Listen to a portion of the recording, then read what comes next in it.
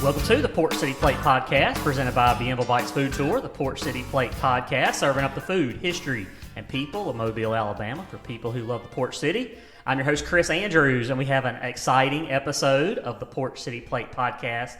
Today, we're going a little north of Mobile on the podcast, in my hometown, and really one of my most frequented places in the whole area, and Moka's Coffee House in Saraland. Morgan Kelley and her family own Moka's, and I know she's been a long-time listener of the podcast and a really good friend of mine. So welcome, Morgan, to the podcast. Thank you. Thanks for having me. Yeah, I'm excited. So tell me about, where you grew up and like what steps led you to opening Moka's Coffee. All right. So I am originally from Satsuma. We now live in Saraland, but I went to Satsuma High School from the North Mobile area all my life, and went to the University of Mobile. So I stayed kind of local, like I said, at that point as when I moved to Saraland. And Saraland just started growing at that point. And so I was in my senior year of college and not kind of having a clue what I was going to do, but I had just changed majors to business communications. So I knew at that point I wanted to do something in the business world. I just didn't know what. The communication side of it came from not doing necessarily stuff like this because I don't love being in the spotlight, but more so just relationally. I knew I wanted to do something to invest into people's lives, and I wasn't sure what that looked like. But in the middle of my senior year of college, Saraland started really growing and built that shopping center right where we're located off exit 13, across from our home church of North Mobile. And our family just kind of was like, what do we need here? It was not necessarily like Saraland, as soon as we get a chance, we're going to open a coffee shop. It was more like, hey, there's a building. What can we do? And I knew I wanted to invest in people. So coffee seemed to be the way to do that. My family's always had a love for coffee. I remember growing up, grandparents' house, having, coffee at their house filled with cream and sugar. And so we decided, hey, Saraland needs a coffee shop. Let's do it. That's cool. We knew nothing about coffee except how to brew it at home. So we hired a consultant to come in, and originally he was from Ukraine, but lived up north, and we were his 287th coffee shop to open. Man. He passed away a few years after that, but he came in over the computer, email at the time, taught us what we needed to know, gave us all the information, helped us with the business plan, gave us suggestions on what to do, and came to Saraland for 3 days and helped us get our feet on the ground, and there we went from there. That's crazy. Trial and error. And how many years ago? It'll be 20 years next spring. Yeah, that's awesome. So we're on the 20th year now. So where does the coffee, what kind of things did he recommend to y'all? Like where did he help you with sourcing things, where the coffee comes from? Yes, so we actually get our coffee from Ohio, which sounds crazy, but at the time, coffee was not big. It really in Mobile, but for sure not in North Mobile. So he suggested a coffee shop he had found in Ohio that he had actually helped open called Crimson Cup. He owned 11 himself. So he suggested this coffee. We brought it in, and that's all we knew at the time was to get coffee from him. So we did that, and people loved it. And we have been offered to change over the years to somewhere local, and we have sold local on the shelf. But we just can't change. Yeah. We have tried tweaking a little bit, and people just love the original roast. So what we've worked out with the company is I order on Tuesday, they roast Tuesday afternoon, and ship it to us on Wednesday. Okay. So it is as fresh as it can be to be from so far away. But you can't change what people started out loving. So. And there haven't been no logistical problems with that? No, there hasn't. They've been wonderful. That's awesome. 20 years later, we're still using the same exact roast. That's really cool. What about the name? Where'd the name come from? Okay, so that's actually not super interesting. We kind of went back and forth, and, there were some cheesy options. You just go, from having businesses, it's hard to come up with a name. It is. Moka, meaning coffee and chocolate, kind of mixed. It was short and sweet, changed the spelling of it. I mean, there was literally nothing. People say, oh, is your Moka in your name, or is it I have someone who calls me Miss Moka? It is not. There is nothing about it besides it had a coffee tie to it, and it was short and sweet. We wanted something short. Yeah. That way it was easy to advertise. It was easy to get in people's face and to talk about, and it just kind of stuck. Yeah. So you mentioned that, Saraland, not really being on the cutting edge of the food and Right. drink scene. Yeah. So how was the reaction to the community 20 years ago? Like I said, when there's not a lot of coffee shops, No. even in Mobile at that time. No, there wasn't. Saraland in general is just kind of slower to catch on to things. Yeah. So when Mobile even has things that are a little bit more up and coming, Saraland's going to be a few steps behind. And we're a few years behind places like Nashville and New Orleans and places like that. Saraland was supportive of us, one, because it was something new and different that they didn't have, but also because we're all from the Saraland area. They were going to support us really in whatever we did at the time. We had University of Mobile, who were super, super supportive and really wouldn't have, if it wasn't for them, we would not be where we are, I don't think. I had just graduated from there when we really started getting going. And the staff, the students, they just fled in and helped out. I had, at the time, Neil Ledbetter, who was in charge of student leadership there and activities. He brought me on campus and had let me do setups. He had events at Moka's where he'd have 100 students in the building and do a party, and he'd pay for the coffee, just doing everything they could to help build us and promote us and give people just a little taste. Now, coffee in general has been a little slower. Fraps were what we served pretty much, I'd say 60% of our sales year round. Right now. Even right now is fraps. But Yeah. at the time, it's like that's what we had to push were fraps because coffee was not huge then. Right. They wanted a milkshake. Yeah. So that's kind of what got us started, really, was the fraps. And then once they started building their taste buds to the coffee and realizing, okay, this is a thing, now I'd say iced drinks are probably a really big seller. But it took Saraland a while. Yeah, I'd say that's definitely my story. I mean, I think that was the first time I ever tasted coffee in my whole life was from Moka's, a caramel frap. Right. That first drink, that's probably what I drank for 15 years before I ever started drinking like a latte or anything like that. And I think that's most of Saraland's story, is we had started out as being a dessert shop almost before a coffee shop. And now that's not the same story anymore. Yeah. I mean, things have changed. That's cool. And I wanted you to go back about the University of Mobile, and I think a lot of people don't realize that Saraland's almost like a college town with the University of Mobile being right there. And so many people that are students that live there on campus, Saraland that's where they go to do all the commerce and things like that. So, I mean, you mentioned how much that's had an impact on your business, but I guess on your employees and stuff like that too, right? I mean, just all around, not just all around business, but so everything. the college students, I mean, they are a lot of our business, and they are probably majority of our employees. Yeah. It actually takes a little bit of a struggle to get outside of University of Mobile, just because their breaks are, you don't want all their breaks to be at the same time. You want a little bit of diversity there, but they flood in. And so it is a positive thing, but we also try okay, we've got to branch out just a little bit and try to find ways to bring in other people from other parts, other universities and other schools, because they do kind of take over our employees, but they're wonderful. They're so great. Yep. And because it's a smaller school, they really do like to support the local businesses. I mean, they're really good about it. Right. So they have been a huge, huge impact on us. What about, and your background in business, how did you come up with a system, I guess, to train all of your employees? Because, I mean, reading your reviews, like I said, that is one of the most, everybody talks about your customer service, and it is. Everybody's so friendly and so nice, and they learn your name very, very quickly. Right. You go in just a couple times, and they're going to know your name. Right. Like, how have you fostered those relationships to build that? Well, I tell everybody when I go to interview even, I can tell usually within a few minutes if it's going to be somebody that's going to be great behind the counter. And I tell them in the interview, I'm like, I can train you all day long to make a good cup of coffee. I cannot train you to be good human beings or to be good in customer service or to care about customers. That's got to be something that's ingrained in them from the beginning. Mm-hmm. And so that's what I look for, because I can train someone to make a good cup of coffee. Yeah. But we really get such good applicants come in that within a few minutes I can tell, you have a good heart and you love people, and that's what we need behind the counter. And so that's what we do. We bring in the good people that love to communicate, that love people, and we teach them to make coffee. And then it's a routine from the nitty-gritty of, this is what espresso is. This is where it's from. This is how we make it. This is the technique we use. And the other part comes natural to most of them. Yeah. There's very few that I have to be like, hey, when a customer walks in the door, you need to speak to them within a few seconds and let them know you acknowledge them.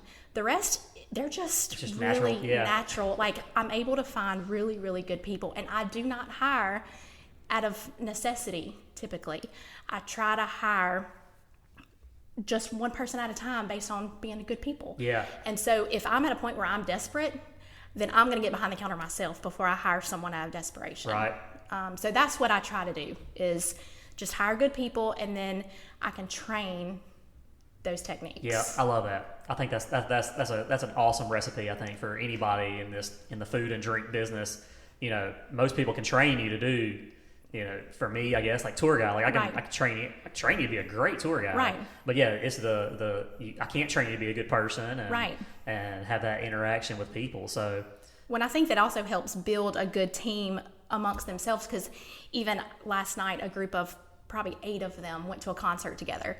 Like, they become, even though they're not friends when I hire them, they're the same type people that love on each other, that create a good environment behind the counter, that they want to hang out outside of work. Mm-hmm. And I had an old employee come in this morning, and he was talking like, I just can't stay away from here, and I've been gone for years. And one of the employees behind the counter said, you might leave, but no one ever actually leaves. Yeah. And that's what I love. Like, the employees don't actually leave. They come back as long as they're in town, or even when they're just riding through, they're going to stop. Yeah. Because it was like a home to them. So creating that environment of, if you keep the employees happy and they feel safe and at home, they're going to project that onto the customers. Right. And that's what we want. That's awesome. Is it to be a second home for employees and for customers. That's great. Great job. Thanks. You've got some really famous employees too. I mean, right? We So, do. you know, We do. I'm thinking Chelsey Sayasane. Chelsey, went straight from Moka's to Fox 10. Well, let me just tell you how I got Chelsey to begin with. I joke with her all the time. She started out at Rouse's, and I went to grocery shop, and I saw Chelsey bebopping her way, pushing buggies in the parking lot. And she looked as happy as she could possibly be in the parking lot. And I stopped her and was like, do you love this job? Like, really? And she said, I mean, it's fine. It's fine. I was like, okay, because if you can look this happy pushing buggies, I feel sure I can make you happy at Moka's, and I need your personality behind the counter. And sure enough, within a couple of weeks, she was employed at Moka's. 5 years later, she's, you know, wrapping up her time there, but she was assistant manager when she was there, and then she got the job at Fox 10, and she's all over the place now. That's really cool. Yeah. Any other stories from former employees? We actually have a few who've gone on to open their own coffee shops. We have one in Murfreesboro, Tennessee, that's still going strong. Nice. Probably, gosh, I don't even know how long he's been open, but we kind of helped facilitate that. His name is Jeremy, and he opened Brass Horn Coffee Roasters in Murfreesboro, and it's a pretty legit shop. We have a girl that opened a trolley in close to Birmingham. A coffee trolley? A coffee trolley, yeah. Okay, I don't know about a this. legit trolley, yeah. But we've had quite a few who've gone on to roast their own beans. So it's been really cool to see how they've enjoyed the environment so much and coffee so much that they've gone on to do their own thing in different states. That's really cool. Yeah. I love that.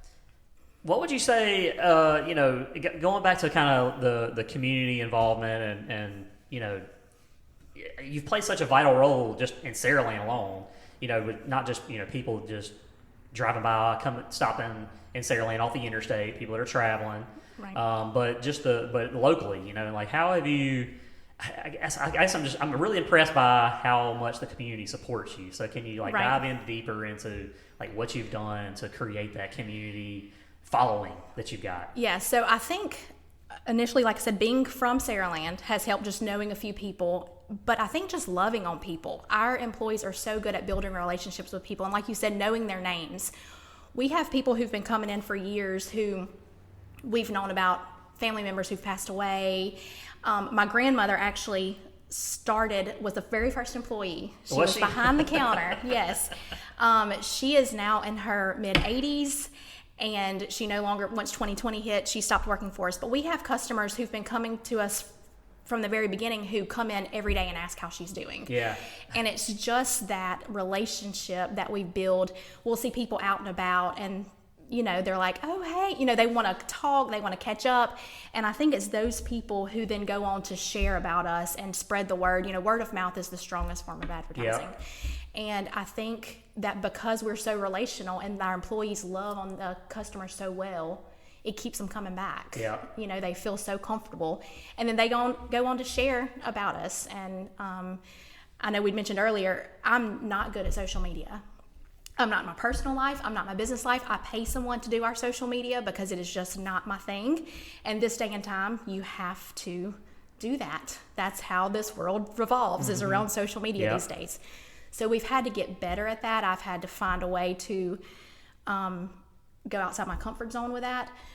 But our customers help take care of that for us too. Yeah, for sure. They're so good about helping us out. And as many people probably know, Starbucks came in the area and they really stepped up and stepped out and helped promote us and get people to come to us and show the love. And that's been really, really fun to see. What would you say has been like an impact after that? So like with Starbucks, would you say that the coffee, I mean, your sales probably have not dropped, I wouldn't think. Our sales did not drop. But have you seen like I know that at the beginning, you had a lot of people that were like really shouting out your name at that point. Yes, for sure.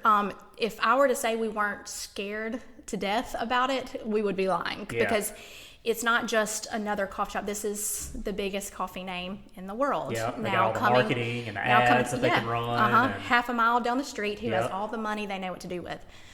So it was scary. And the customers wanted to show us, I think, that they had our back. And so at the very beginning, it was an influx of people coming in and supporting us and shouting us out. And I kept thinking, this is going to die off. Then what's going to happen? We're at a height right now because they're really trying to step out and show us something, and we're going to die off. And it just didn't. Yeah. It just didn't. Like, I don't know if that getting them in there to reminded them of, hey, this coffee's actually really good and I really like this place, and it kept them coming back, but it just did not die off. And if anything, I think it helped us in a way. Yeah. I mean, there's going to be people that are going to go to Starbucks because that's their comfort, and we're two very different tastes. So you either like it or you hate it. Yeah. But thankfully, Saraland loves us, so it's good.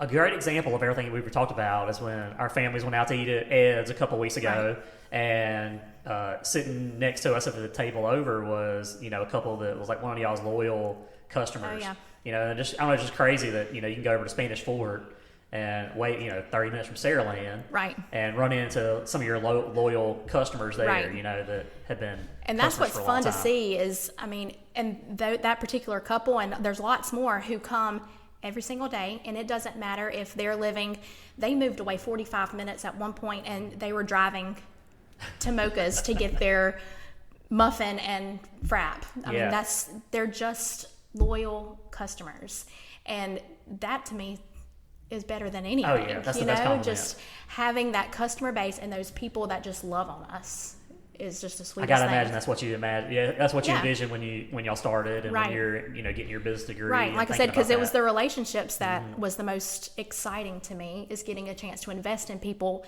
employees and customers alike. And if I can get that back, and when I get letters from employees, because it's happened more than once, where it's like, hey, looking back on my time at Moka's, thank you for this. Thank you for building a foundation. Thank you for teaching me to be a good employee. That has really set the tone for what is now my present. That means way more to me than the number of sales we have come in. Right. Just knowing that has made an impact on their lives in some form or fashion. Same thing with customers who can come in and say, I can see out at Ed's and them ask, how old are your kids now?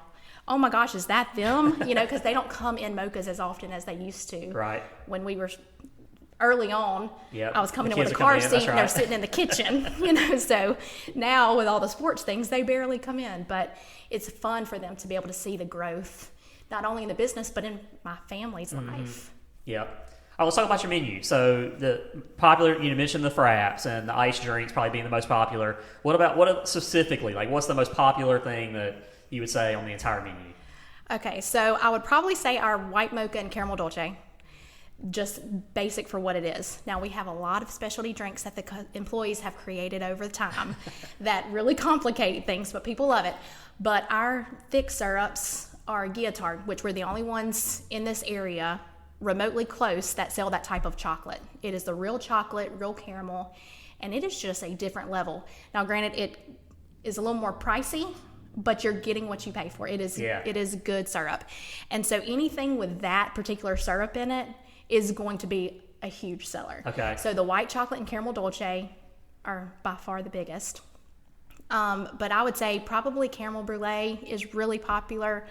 And then we have some specialties that we have customers at the drive-thru ask to see our little separate, recipe menu that we keep behind the counter. They ask for that at the drive-thru just so they can pick off of it. Right. So, all right. So that explains why the caramel frap is the best one I've ever had. Yeah, it's the any place I've ever been syrup. to. Yep, and that makes sense then. And all right, what about the Twisted Sisters? I'm curious about that. So that's something that I see on the menu there. I've never branched out and gotten it. Yeah, so it's a fun story. We actually had a regular out-of-town customer come through. She used to come through the drive-thru. She stayed at the hotel that was right behind us, and she was from up north, but she came regularly for work. And she came through the drive-thru one day and said, "Do y'all know anything about a Twisted Sister?" And we were like, "I'm sorry, you're going to have to break that down for us." She was like, "Okay." Isn't that a band? Yeah, right. So we're like, we don't have a clue what you mean. She said, "Well, I've noticed you have Red Bull, you have orange juice, and you have flavors." We were like, "Yes, we have all of those things." And she said, "Then you can make me a Twisted Sister." She said, "I want you to make me one, and I'm going to buy another one for y'all to try." And we were like, no, you don't have to do that. And she goes, "No, you're going to want this drink." So she told us how to make it. Step by step, she knew how to make it. And she said, "They're everywhere up north." She said, "I cannot find anywhere in the South that has this drink." She said, "So this is what you do. This is how many pumps you put in it. This is how much Red Bull. This is how much juice." She taught us how to make it, and we tried it, and we're like, "Oh my gosh, what is this?" Because I've never been a Red Bull drinker. But this Twisted Sister is another level of good. Yeah. And so she said, "Now you can tweak it, make it any other way, but this is the original." It took us about 2 days before we had that thing on the menu, like ready to go. And it is probably one of our biggest sellers right now. Is it really? Yes. And we kept the original name. It is a Twisted Sister. There's been other places started now doing the Red Bull base drink. But because of that one customer who just wanted that drink when she came in town, we now have one of our biggest selling drinks. That's and cool. that with the University of Mobile, we've actually done events where we've taken just Twisted Sisters and we make them on the spot. And exam week. Yeah. And they love it. So it is a huge, huge seller. That's cool. What about the themed drinks? I know those are popular. What would you say is probably your most popular themed drink? Probably the king cake. Mm-hmm. You know about that one. Yep, I get that one. But what people don't know is that you can actually get those themed drinks year round. We don't do like a limited time only. You can actually get them kind of anytime. Get the peppermint Christmas. The snowman, cookie. The Christmas cookie. Those are all can be done year round. Okay. But I would say probably the king cake is going to be our biggest seller there. Yeah. All right, that's a good pro tip right there. A cool little connection I had. I was going to mention this earlier too, but my grandma, she's not living anymore, but she was always a big fan of Mokas. And she would come in, she would get the caramel frap too. I feel like she was going to get a frap. I can't remember exactly what her drink was that she would always come in and get. But this is before we knew each other. Mm-hmm. And I was single before I was married to Lainey. But anyway, she was always coming in there like talking to the baristas and talking. "I got a grandson that you need to meet." She was always trying to get me together with somebody at Moka's. Anyway, she wouldn't be the first grandmother. Yeah. We have a very regular customer, Miss Carol, that comes through the drive-through every day, a couple times a day, and she tries to set our employees up with somebody. Yes, all the time. She's like, "I have somebody you need to meet." But what's funny, since you mentioned that, is within Moka's, we've actually had multiple marriages. Oh, really? Okay. Yeah, that's a fun fact. Yep. So we've had, probably 4 weddings come out of employees who did not know each other and ended up getting married. One of them being Chelsey's younger sister, Kelley. Okay. She met her now husband. They met together? Okay. Yep, they started training the same day and now are married.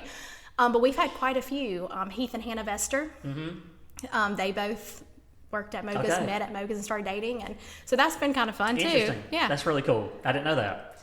What about industry changes? You mentioned earlier about things have changed 20 years. I'm sure that's got to be like oat milk, dairy-free, stuff like that. I mean, who would have ever thought at a coffee shop you could have a dairy-free drink. Well, and so you've how got have you kept up with all that? Yeah, you've got to keep up with the trend, and those I kind of consider trendy things. Things that TikTok might be advertising at the time, and you've got to keep up with it because people expect it. And that's been tough because, like I've said to you before, I'm more of a, if it's not broke, don't fix it. And when we first got the consultant come in, he told us start basic. I want you to sell a few drinks, get comfortable with those, get really, really good at those few drinks. Don't add food, don't do any of that until you have your... Till you've mastered it? Yes, till you know what you're doing and it's done well. Which I think is really great advice. You don't want to do a bunch of things poorly, a bunch of things mediocre. You want to do everything really well. So I kind of stayed in that mindset of like, hey, we're doing this great. Why are we going to... But you start losing people. So we've had to adjust. We've had to expand so we can have more space for all the things we've got to keep everybody coming for these new things. So we've had to have more refrigerator space because now we've got to have oat milk and soy milk and coconut milk and almond milk and all the milks. And we've started doing matcha because now matcha, over the past couple of years has been a big thing. And it's taken Saraland a little while to care about matcha, but here we are a couple of years later, ready for matcha. So we've had to have space for that. Cold brew. We've started, making our own cold brew. So you have to have a 5-gallon bucket and space in a fridge for that. So we have expanded to keep up. Y'all took over the space that was next door to y'all. We did. In that shopping center. Yeah, so another fun fact about that shopping center is up until Cash Advance that was next door to us closed down, we're going on 2 years ago, those were all the original people that came into that area. That is insane. That never happened. 20 years in the shopping center. No turnover. Now, like AT&T has sold out, but it's all been AT&T. Supercuts has been the same. I mean, they're all just original. And so that's a really unique thing. I guess now you said that, I've been getting my hair cut at Supercuts for 20 years now. I didn't realize that. You didn't even realize it. There you go. You're at your 20-year anniversary of Supercuts. But it's a neat thing is to show that Saraland really did just support in general. But Cash Advance did go to sell out, and the owner of the building gave us the first opportunity because we've been saying for years, we need more space. We need more space. So he gave us the first opportunity, and we tore down a wall and expanded. And the biggest thing we did was open up storage because, again, our menu couldn't stay small anymore. It had to grow. Open up storage, and I know I see a lot of people going in there for Bible studies and larger groups and stuff like that. That's definitely what we've expanded on is renting out that space. They do it on Sundays when we're closed for showers and birthday parties and things. And then it does open up space for, we've done live music a couple of times, Bible studies come in there and meet, business meetings. So it's really allowed for more opportunities for customers. I got to ask you about your hot chocolate. And because you have the best hot chocolate I've ever had. Well, so much so that, usually around Christmas time, the week before Christmas, I'll send my restaurants a little happy, just a little thank you, Merry Christmas from the Beanable Bites team, the restaurants that we work with on this tour.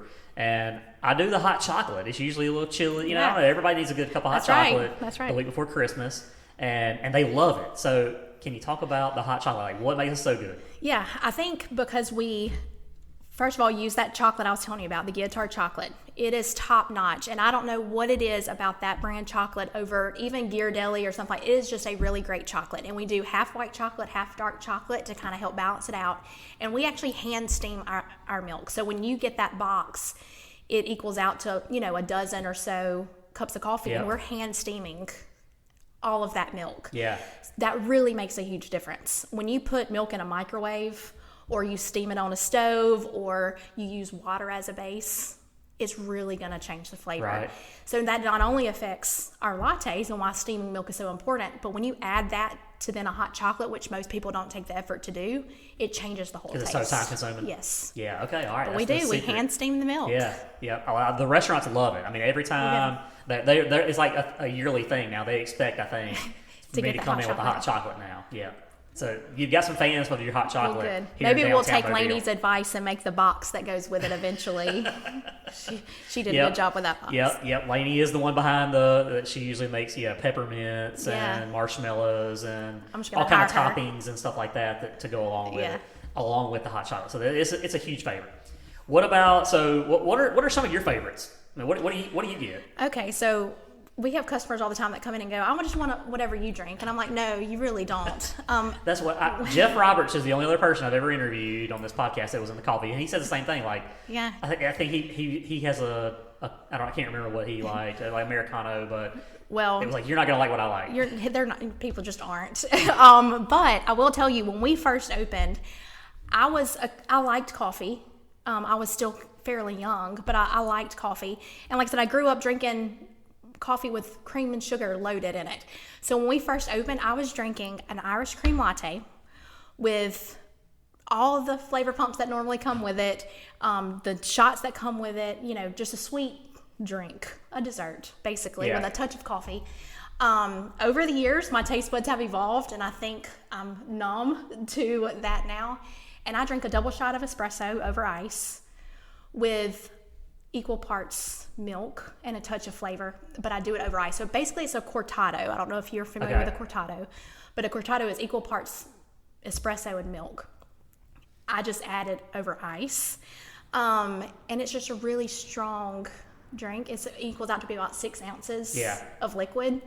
I had it on the way here and it was gone before, I got on I-10. So it's a really strong drink, but that's my go-to. Even when I'm out and about, that's what I'm going to ask for. They don't always do it just the way I'm meaning, but that's when I come in, the employees make it right up. I don't change much. That's just my drink. And so they know, they go ahead and have it ready for you. I don't change it up. That's what I get. I think the last thing I'll mention is how kid friendly your restaurant or your coffee shop is. My kids, we go in there, of course, they love it. The smoothies, your cake pops. So can you talk about how important that is to you? I know with being a mom, how important is that? Yeah, so that's huge because my kids are going to be in there as well, and I want people to feel like they can come. We have moms come all the time and bring their small kids, babies, and they have mom hour, and they come and have coffee, with other moms and with their kids. And as long as things aren't getting broken, let's bring them in. So we have catered to that over the years. Of course, when we first started, I wasn't a mom, so I didn't see that as big of a deal. As a matter of fact, our fraps, we didn't even have in a smaller size. We offered the one large size. Yeah. We had smoothies as an option, which they're 100% fruit. Kids loved them. And we had just that pretty much. And as I've changed in life, realized hey, we've got to do more for these kids. So we have added more sugary items. We have the fraps in the smaller sizes now. We have refreshers, but probably our biggest thing is one of our closest friends, Natalie Moy. She actually said, my daughter wants me to go to Starbucks to get her a cake pop and come to Moka's and get her a drink. She was like, I can't keep doing this. And I was like, you know what? I bet a lot of parents are doing that because you always see those cake pops. And Chelsey actually had a close family friend of hers. Her name's Miss Tina. And she baked cakes on the side. And she was like, she always made cake pops for my birthdays. She makes the best cake pops ever. You need to talk to her. So she got us connected. We added cake pops. And now I have so many moms who are like, thank you, because I was having to go to Starbucks just for cake pops and come to you guys to get drinks. That's hilarious. So we kind of cut out that middleman for them. The cake pops are literally the best cake pops. Yeah, they're really good. You'll eat. Yeah. I mean, they are delicious. She does a wonderful job. And she makes cake pops based on the season. So there was a king cake pop that was delicious. She made a Christmas one, so there's always changing too with the drinks, but there are options. Now there's things to kind of, entice kids to want to come to Moka's too. Yeah, for sure. Yeah, I know my kids have definitely talked me into several $20 trips to Moka's, just over an afternoon. So, but it's awesome. And y'all do an awesome job. It's been really fun, even though we've known each other for a while. I learned a lot about your business and Moka's that I didn't know today. So it's really cool. Well, good. Y'all got an awesome family business too. Just hearing all of your business background and your customer service and your loyalty that you have. That's just, I don't know. It's really been eye opening. And I think about like your dad. I see your dad in there all the time, working on something, fixing a light, or he's retired. He is retired, and he is in there doing all the maintenance things. And your mom's designing stuff. Yeah, she right? likes like to come she's in always and hanging up a picture or something like that. She loves to bring in a fresh plant. Yep. So it's good. Y'all got an awesome family business at Moka. So it's only if you're downtown Mobile, I mean, you're only 50, less than 15 minutes from Moka, so it's right off the interstate. Right. Like, tell everybody like exactly where you are. So we're off exit 13. There's a Ruby Tuesday right there off the interstate, and we're in that shopping center right by that. We are on an end cap, so we have a drive-through, which a lot of people don't even realize until they've been coming to us for a little while. But we have that option as well. And if they are in downtown Mobile, I would be in trouble if I didn't say. Oh yeah. My brother Brad, who also helped start Moka's, now has his own coffee shop, Knucklebones. How are we 30 minutes in? We have not. I don't even know how that has not come up before now. We are in big trouble. But they actually use Moka's beans as well.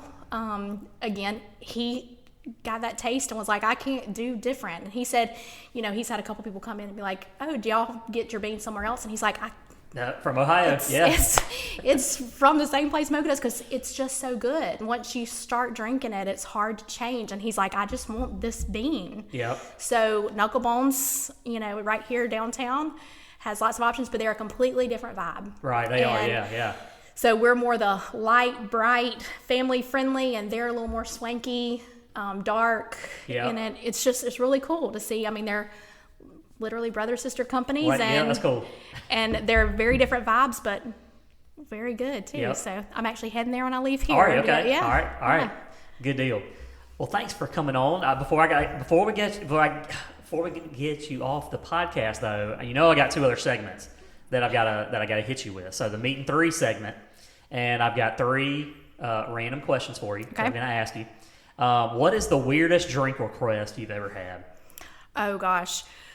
I would say probably, we get a lot of really weird drink requests, but probably a smoothie, and they add espresso and half in it.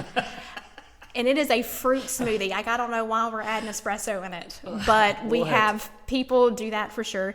And More than one person has done that. We've had, that I know of, we've had at least two. I don't know what the allure is there. And then also, I don't know if I'd say weird, but just like I had a hard time making it, was we used to have a guy that came in and would want 10 pumps of white mocha. I don't know if you're familiar with our white mocha, but in a large, we normally put 2. He wanted 10 pumps, and he got it regularly. And I just thought, we're about to be the reason this guy goes down. So that has stuck with me forever. I don't know if that guy's still kicking or not, because we just put 10 pumps in his drink multiple times. That's crazy. Yeah. My second question is, what is your favorite coffee shop like when you've traveled around? Just locally or, regionally? Yeah, so there's I visit quite a few coffee shops because that's kind of my thing. When I go somewhere different, I'm like, we got to find a local place to go.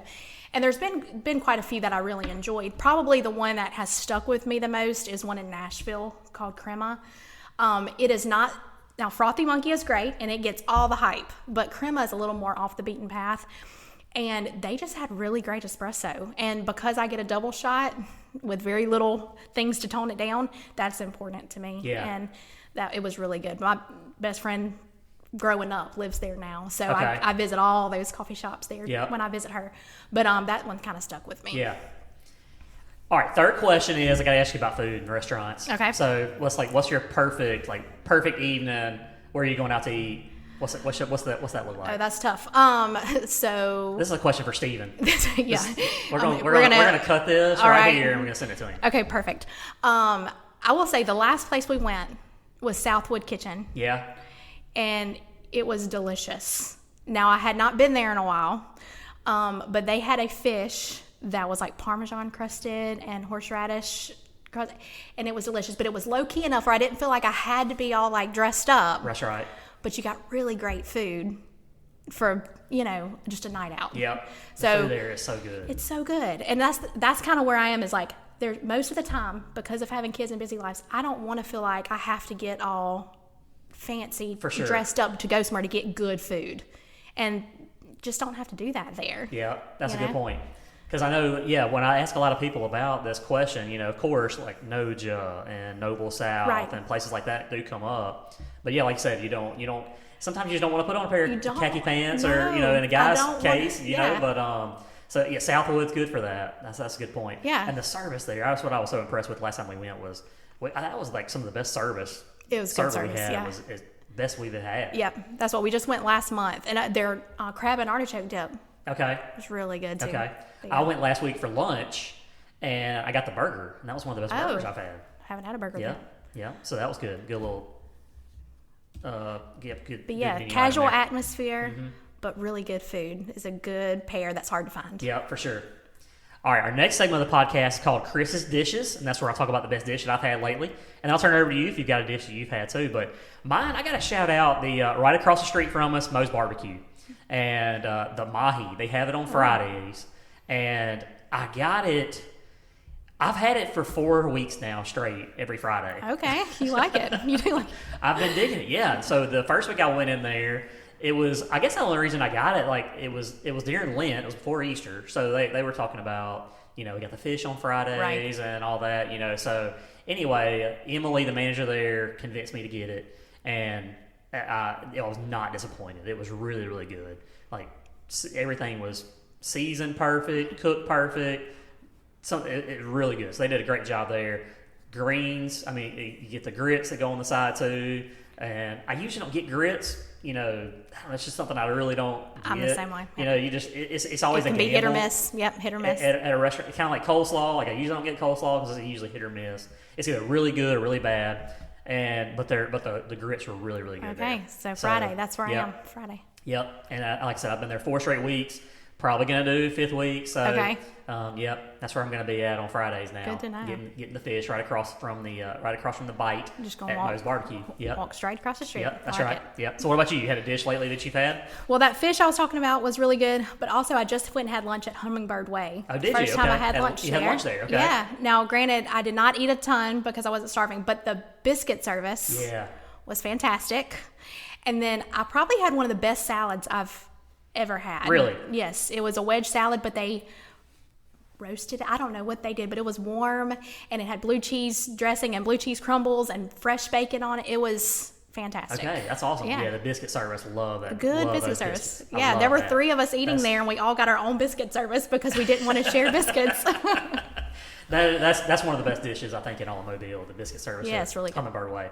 Well, Morgan, thanks so much for coming on the podcast. Yeah, absolutely. I've enjoyed it. Thanks for having me. And I'm sure I'll be seeing you again soon at Moka's or out and about on the soccer field Saturday too. Yep. Yeah, I count on you to tell us where we're going for lunch. So that's what usually happens. Yep. Yep. All right. Well, thanks for coming on. All right. Thanks, Chris. Thank y'all for listening to the Porch City Plate podcast, and we will catch you on the next episode.